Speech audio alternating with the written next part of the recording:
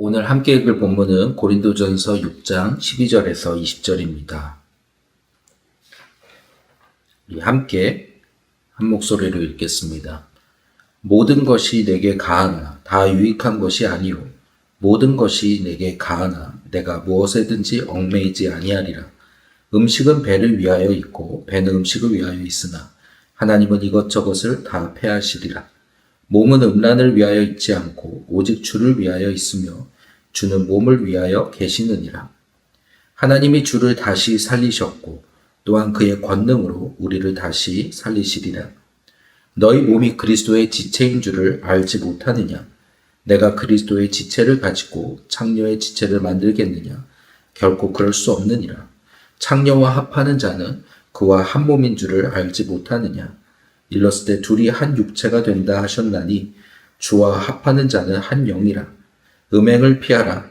사람이 범하는 죄마다 몸 밖에 있거니와 음행하는 자는 자기 몸의 죄를 범하느니라. 너희 몸은 너희가 하나님께로부터 받은 바 너희 가운데 계신 성령의 전인 줄을 알지 못하느냐? 너희는 너희 자신의 것이 아니라 값으로 산 것이 되었으니 그런즉 너희 몸으로 하나님께 영광을 돌리라. 아멘. 기도하겠습니다. 살아계신 아버지 하나님, 오늘 우리에게 예수 그리스도 안에서 우리에게 새 생명을 주시고 구원을 주시고 자유를 주시니 감사합니다. 주님의 피값으로 주신 이 구원과 자유를 가지고 주를 위하여 하나님의 영광을 위하여 사는 우리들 되게 하여 주옵소서. 이 세상의 유혹과 그리고 그 유행을 따르는 자들이 아니라 오직 우리 안에 계신 성령님을 쫓아서 주님의 뜻을 이루고 주님을 영화롭게 하는 우리 모두가 되게 하여 주시옵소서.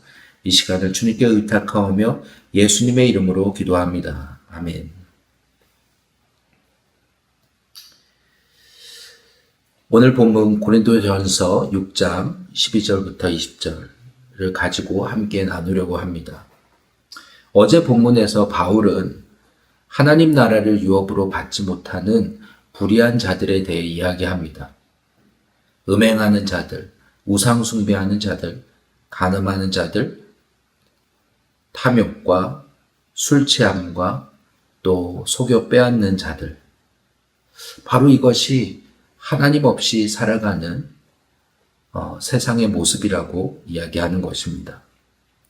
고린도 교인들도 예전에는 그런 삶 가운데 있었을 것입니다. 그런데 11절에는 이렇게 말하죠. 너희 중에 이와 같은 자들, 이 하나님의 나라를 유업으로 받지 못할 자들이었다. 너희도. 그러나 주 예수 그리스도의 이름과 우리 하나님의 성령 안에서 씻음과 거룩함과 의롭다 하심을 받았느니라. 무슨 말입니까? 예수 그리스도의 그 십자가의 구원으로 말미암아 죄사함의 은혜를 받았다는 것입니다. 더러운 죄인이 이제 깨끗함을 입었습니다. 하나님과 원수되었던 자가 이제 하나님의 자녀가 되었습니다. 이 놀라운 은혜를 너희는 받은 자들이라고 하는 것입니다.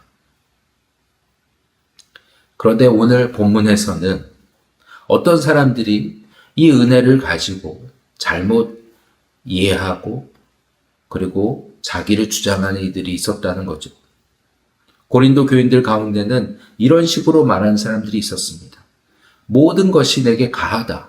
12절에 나오는 것처럼 한마디로 뭘 해도 우리 괜찮아. 우리 다 용서받았어. 자유인이야. 이렇게 말하는 것이죠. 어쩌면 이렇게 생각할 수도 있었을 것입니다. 죄를 지어도 다시 회개하면 되지. 하나님은 용서해 주시잖아. 그래서 죄 이렇게 말하는 거 너무 무겁다 하는 것이죠. 그러나 바울은 그들이 이 복음의 자유를 방종으로 사용하고 있다고 지적합니다. 특별히 고린도는 음란과 성적 타락이 가득한 도시였습니다. 구원은 받았지만 고린도 교인들 안에는 여전히 옛삶의 습관과 욕망이 남아 있었습니다. 죄에서 건짐을 받았지만 다시 죄로 끌려가고 있었던 것입니다.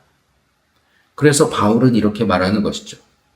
모든 것이 내게 가하다 너희는 말하지만 다 유익한 것이 아니다. 오늘 우리는 그리스도 안에서 자유를 얻었습니다. 죄와 사단의 권세에서 해방되었습니다. 그러나 바울은 이렇게 얘기하는 것입니다. 그 자유를 가지고 다시 죄의 종이 되는데 사용하겠느냐? 바울은 이렇게 말합니다. 나는 무엇에든지 얽매이지 아니하리라. 그는 이렇게 말하는 거죠. 모든 게 다 내게 가하다고 나는 다시는 죄의 종이 되지 않겠다. 나는 욕망에 끌려다니는 사람이 되지 않겠다 하는 것입니다. 오늘 예수님께서 우리의 죄를 대신하여 십자가에 달려 죽으셨습니다. 죄의 종되었던 우리의 옛사람을 십자가에 못 박아 주셨습니다. 그리고 이제 성령 안에서 새로운 삶을 살게 하시는 것입니다. 그러나 이 그리스도인의 자유는 내 마음대로, 내 원하는 대로 살아가는 자유가 아닙니다. 죄의 권세로부터 벗어나서 하나님의 뜻을 향해 나아가는 자유입니다. 억지로 끌려가는 삶이 아니라 사랑 안에서 자발적으로 하나님을 따르는 자유인 것입니다. 오늘 우리가 그 자유를 가지고 나의 원함을 위해 내 육체의 정욕만을 위해 살아간다면 그것은 복음을 너무나 가볍게 여기는 것입니다. 사람들은 자주 이렇게 얘기를 합니다. 내 안에 아무리 버리려고 해도 이것이 벗어지지 않는데 어떡하냐. 그렇죠. 그래서 바울은 13절에 이렇게 말합니다. 음식은 배를 위하고 배는 음식을 위하나니. 하나님은 우리 몸을 이렇게 지으셨다는 거죠. 배는 음식을 소화하도록 만들어졌습니다. 먹는 것은 그래서 음식으로부터 오늘 우리가 영양분을 얻는 것은 자연스러운 일입니다. 그러나 사람이 먹기 위해서 사는 건 아니라는 것입니다.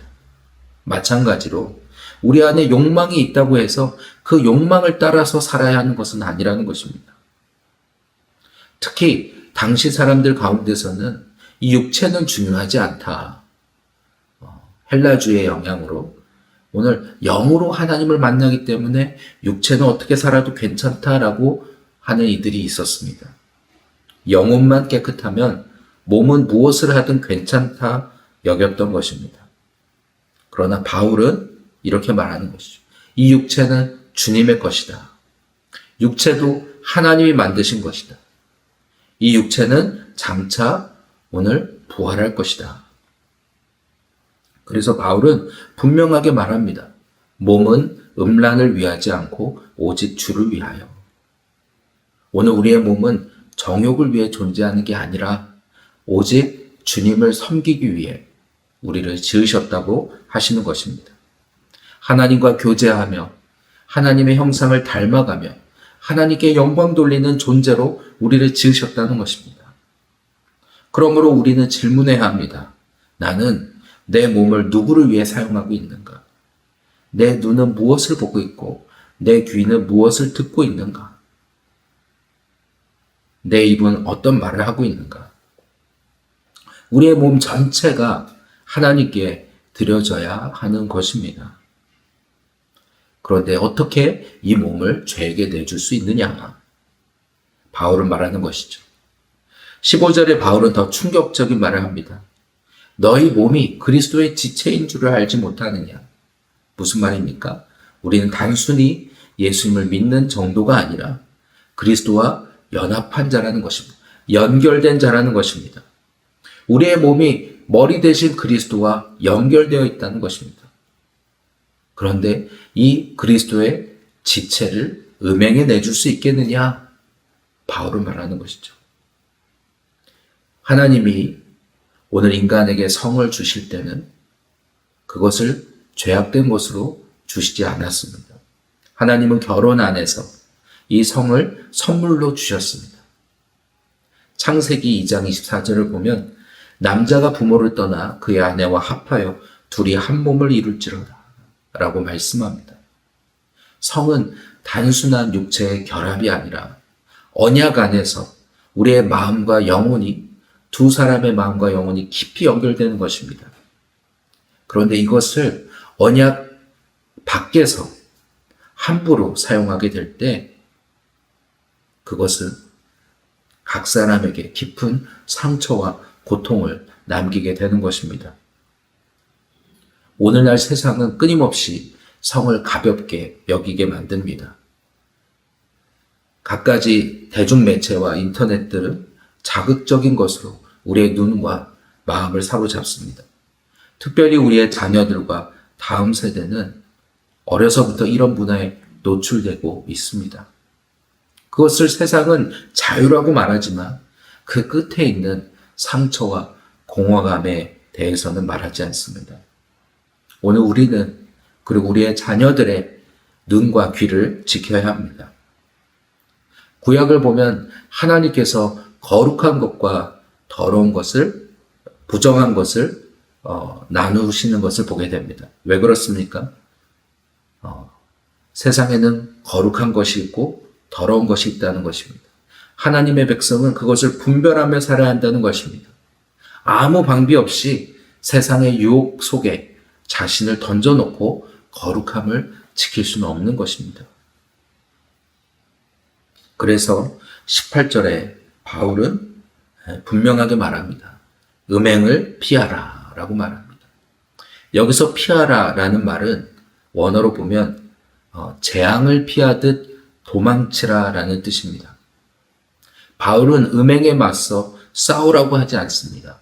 도망치라고 말합니다. 창세기에 요셉이 바로 그런 사람이었습니다. 보디발의 아내가 유혹했을 때 그는 머뭇거리지 않았습니다. 즉시 그 자리를 떠났습니다.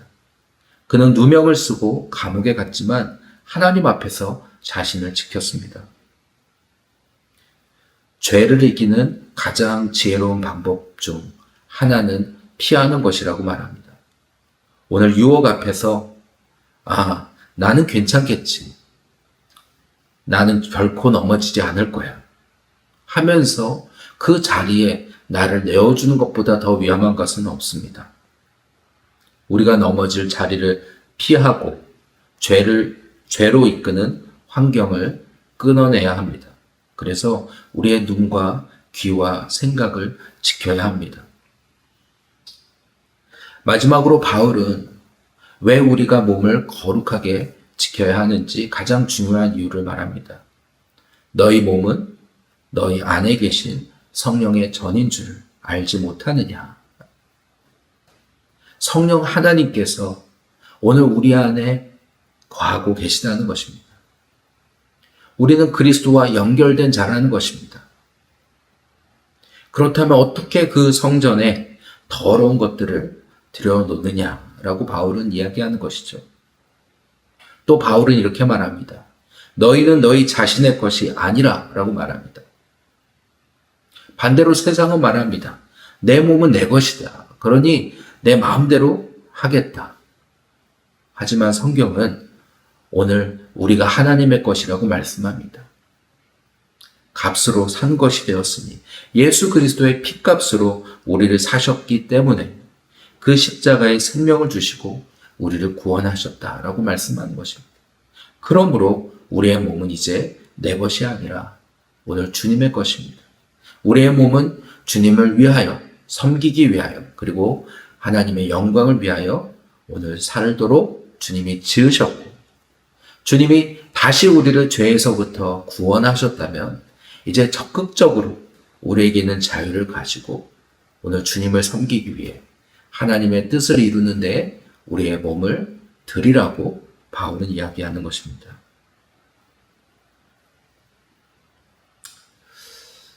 지난 한 주를 보내면서도 우리 아이들 안에도 이 죄가 들어오는 것을 보게 됩니다. 그리고 이 아이들이 기준이 없이 그 죄에 노출이 되어서 죄를 범하고 그것을 숨기는 것을 보게 됩니다. 왜 그렇게 되었습니까? 우리의 눈과 귀가 오늘 세상에 부정한 것들, 더러운 것들에 노출되어 있기 때문입니다. 그래서 이 아이들을 하나님의 말씀으로, 이 말씀을 날마다 읊조리며, 그리고 말씀을 날마다 들으며, 그리고 이 세상으로부터 이 하나님의 말씀으로 지켜야 하는 이유가 되는 것입니다. 오늘 우리의 자신도 마찬가지입니다. 아이들에게는 말씀의 가치를, 중요성을 얘기하지만 오늘 우리는 얼마나 이 말씀을 중요하게 여기고 있습니까? 하나님의 말씀이 정말 나의 기준이 되고 정말 너희의 몸은 하나님의 거하시는 성전이다 라고 하시는 이 말씀이 정말 오늘 그 성령님이 내 안에 계시다면 오늘 우리가 우리의 생각과 우리의 말과 우리의 행동을 가볍게 할 수 있습니까? 오늘 이 말씀 앞에서 우리 자신을 이 말씀 앞에 세우는 이 시간이 되기를 원합니다. 이 시간에 우리 같이 기도하겠습니다. 너희 몸은 너희 가운데 계신 성령의 전이라고 하셨습니다. 오늘 주님이 나를 값으로 사셨으니 오늘 이 몸을 주님께 주를 위하여 드리는 이 하루가 되게 하여 주시옵소서. 특별히 하나님 우리 교회 정말 공동체 가운데 주님 우리의 모든 옛사람이 죽고 그리스도만 내 안에 사시기 원합니다. 우리 안에 아직 버리지 못한 묵은 누룩이 있다면 우리 안에 오늘 성령께서 내 안에 계심에도 불구하고 여전히 자기를 주장하는 것이 있다면 주님 온전히 나는 죽고 그리스도께서 주인 되어 주셔서 주님이 마음껏 일하시는 오늘 교회 되게 하여 주시옵소서. 이것을 위하여 우리 다 함께 주님의 이름을 부르며 함께 기도하며 나가겠습니다.